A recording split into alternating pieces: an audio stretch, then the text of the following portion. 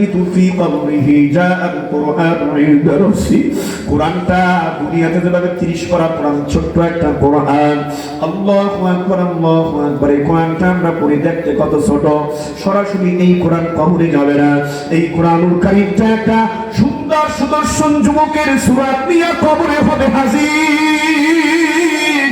মুনকার নাকির ফেরেশতাদেরকে ডাক দিয়া বলবে, ফেরেশতারা, আল্লাহ পাকের এই বান্দা রবের ঘুম, সুখের ঘুম ঘুমাইতেছে, এই কবরের মধ্যে, ঘুমের মধ্যে কবরে বাধা দিও না। তোমার তো কত বড় খোশ নসিব, চাঙ্কাফালা তুমি হয়ে গেল। যারা দুনিয়াতে কোরআনকে মুহাব্বত করবা, কোরআনকে যারা ভালোবাসবা, কোরআন হবে কবরে তোমার জন্য সহযোগী। আল্লাহু আকবার। কবরে সাপ বিচ্ছু আসবে না, জাহান্নামের আগুন লাগবে না। ওই কবরে ডান পাশের মাটি বাম দিকে চাপ দিবে না। কোরআনুল কারীম বলবে, আমি কোরআন বান্দা আমারে মুহাব্বত করত, আমারে তেলাওয়াত করত। আর যাদের সিনার ভিতরে ছিল কোরআনুল ইলম, ওই আলেম ওলামা, মুফতি, মুহাদ্দিস, ইমাম, খতিব, মাদ্রাসার মাসুদ তালবীনদের ভালোবাসত আল্লাহর বান্দা। আজ আমি কোরআন কবরে আছি। এই কোরআনুল কারীম কিয়ামতের ময়দানে আল্লাহর নবী বলেন, আল কুরআনু শাফিউন মুশাফফা। আল্লাহু আকবার।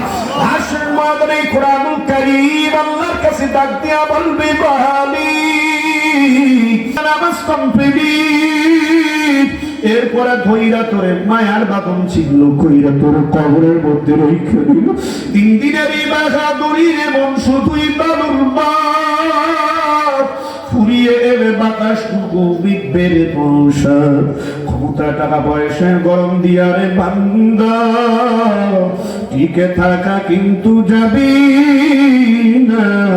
যেতে হবে মন খালি হাতে, কিছুই সঙ্গে যাইবে না। আর সঙ্গে যাবে দুইটা জিনিস, ঈমান এবং নেক আমল। কথা ঠিক কিনা? অনুরোধ করে বলবো, এ হোক না উপজেলা এলাকার মুসলমান, হোক না পৌরসভা এলাকার মুসলমান, এ যুবক, এ পর্দার আড়ালের মা গো, এ আলম প্রিয় ব্যক্তিরা, এ মাদ্রাসা মসজিদ প্রেমিক দিন প্রিয় আমার ভাইরা, জানি না কার কখন মরণের ডাক আইসা যায়।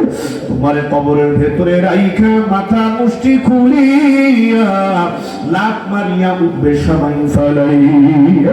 বাঁশির চালি বিছাইয়া, কলা পাতা ধারি বিছাইয়া, মাটি দেওয়া কমপ্লিট।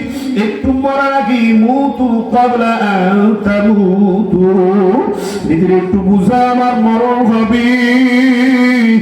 কবরে রাখার পর তোমার মা, তোমার বাবা, তোমার ভাই, তোমার সন্তান, তোমার আদরের স্ত্রীও তোমার কবরে আপন হবে না।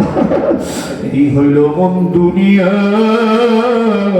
কেউ তো কারো আপন না। ওই কবরে আমার আল্লাহ ছাড়া কেউ তো আপন হবে না, হবে না। একটু ঢিপি চিন্তা করে দেখো মুসলমান, মালিক আমার আল্লাহ ছাড়া আপন কবরে কেউ হবে না। 2-3 দিন কাদার পর তোমার আমার কবরের খবর কেউ দিবে না, কেউ দিবে না। তবে ঈমান এবং নেক আমলের পুঁজি নিয়ে যদি কেউ কবরে গিয়ে ঘুমায়, মুমিন বান্দা বান্দীদের জন্য কবরটা জান্নাতের টুকরা বাগানে পরিণত হয়ে যাবে। আরো জোরে কাম সুবহানাল্লাহ। এই ইমানদার মুমিন মুজাহিদ মুমিন মুসলমান আমার ভাইরা, আরেকটা সুসংবাদ আপনাদেরকে দিতে চাই আল্লাহর নবীর হাদিসের বরাত দিয়ে। আল্লাহু আকবার, আল্লাহু আকবার। ইযা উদিয়াল মাইয়িতু ফি কবরিহি জাআল কুরআনু ইনদা রাসি। দুনিয়াতে যারা কোরআনকে মহব্বত করলেন, কোরআনুল কারীম তেলাওয়াত করলেন, কোরআনের মাদ্রাসাকে যারা মহব্বত করছে, এই জামিয়া আব্দুল বাতুল মাদ্রাসা, আব্দুল বাতেন মাদ্রাসা, এই মাদ্রাসাকে যারা মহব্বত করছে, এই মাদ্রাসায় কোরআন পড়ানো হয়, দ্বীন শিক্ষা দেওয়া হয়। এই মাদ্রাসা কোরআন পড়নেওয়ালা তালবীনদের যারা ভালোবাসছে, মনে রাখবা তোমাদের জন্য আমার নবী পয়গম্বর সুসংবাদ শুনাইয়া দেয়। মরার পর তোমারে আমারে কইরা যখন আপনজন কবরে চিরবিদায় দিয়া আসবে, কোন একজন আপনজন 40 কদম বাড়ির দিকে রওনা হওয়ার পর তোমার আমার কবরে দুইজন ফেরেশতা আসবে। মায়ার নবী কান্না করে বলতেন যে আয়েশা,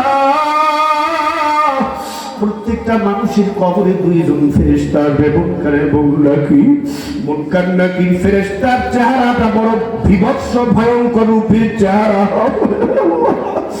এক কবর পথের পথিকেরা মুসাফির দলেরা মানুষ ভয় পেয়ে যাবে, ভয় পেয়ে যাবে।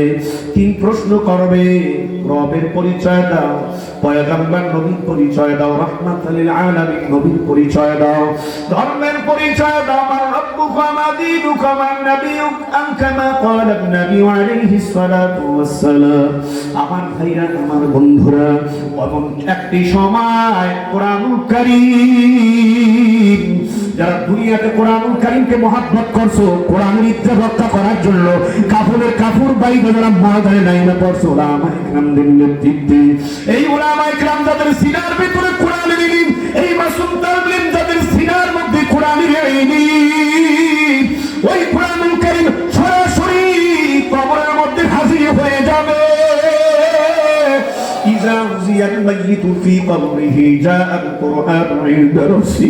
কোরআনটা দুনিয়াতে যেভাবে 30 পারা কোরআন, ছোট্ট একটা কোরআন, আল্লাহু আকবার, আল্লাহু আকবার। এই কোরআনটা আমরা পড়ে দেখতে কত ছোট, সরাসরি এই কোরআন কবরে যাবে না। এই কোরআনুল কারীমটা একটা সুন্দর সুদর্শন যুবকের সূরত নিয়ে কবরে হবে হাজির। মুনকার নাকির ফেরেশতাদেরকে ডাক দিয়া বলবে, ফেরেশতারা, আল্লাহ পাকের এই বান্দা রবের ঘুম, সুখের ঘুম ঘুমাইতেছে, এই কবরের মধ্যে, ঘুমের মধ্যে কবরে বাধা দিও না। তোমার তো কত বড় কষ্ট, চিন্তান কপালওয়ালা তুমি হয়ে গেল। যারা দুনিয়াতে কোরআনকে মহব্বত করবা, কোরআনকে যারা ভালোবাসবা, কোরআন হবে কবরে তোমার জন্য সহযোগী। আল্লাহু আকবার। কবরে সাপ বিচ্ছু আসবে না, জাহান্নামের আগুন লাগবে না। ওই কবরে ডান পাশের মাটি বাম দিকে চাপ দিবে না। কোরআনুল কারীম বলবে, আমি কোরআন, বান্দা আমারে মহব্বত করতো, আমারে তেলাওয়াত করতো। আর যাদের সিনার ভিতরে ছিল কোরআনের ইলম, ওই আলেম ওলামা, মুফতি, মুহাদ্দিস, ইমাম, খতিব, মাদ্রাসার মাসুম তালিমদের ভালোবাসতো আল্লাহর বান্দা। আজ আমি কোরআন কবরে আছি। এই কোরআনুল কারীম কিয়ামতের ময়দানে আল্লাহর নবী বলেন, আল কুরআনু শাফিউন মুশাফফা। আল্লাহু আকবার। হাশরের ময়দানে কোরআনুল কারীম আল্লাহর কাছে ডাক দিয়া বলবে, মালিক, আমি কোরআন তোমার কাছে সুপারিশ করি। আল্লাহ, তোমার বান্দা আমারে মহব্বত করত, আমার ইজ্জত করত, সম্মান করত। ও আল্লাহ, আমি কোরআন তোমার কাছে সুপারিশ করি। তোমার বান্দা যাদের সিনার মধ্যে কোরআনের ইলম ছিল, ওই উলামায়ে কিরাম তালিমদেরকে ভালোবাসতো। আল্লাহ, আমি সুপারিশ করতেছি, তোমার বান্দার উপরে জাহান্নামের আগুন হারাম করে দাও। আল্লাহ, তোমার বান্দাটাকে তুমি জান্নাতে মেহমান দিয়ে দাও। জোরে জোরে কোন সুবহানাল্লাহ। এই জন্য অনুরোধ করে বলবো, এই হোম এলাকাবাসী, হে পৌরসভা এলাকাবাসী, এ জামিয়া আব্দুল বাতেন মাদ্রাসা এলাকাবাসী, অনুরোধ করে বলবো, কোরআনকে মহব্বত করো, কোরআনকে ভালোবাসো, কোরআনুল কারীম তেলাওয়াত করো।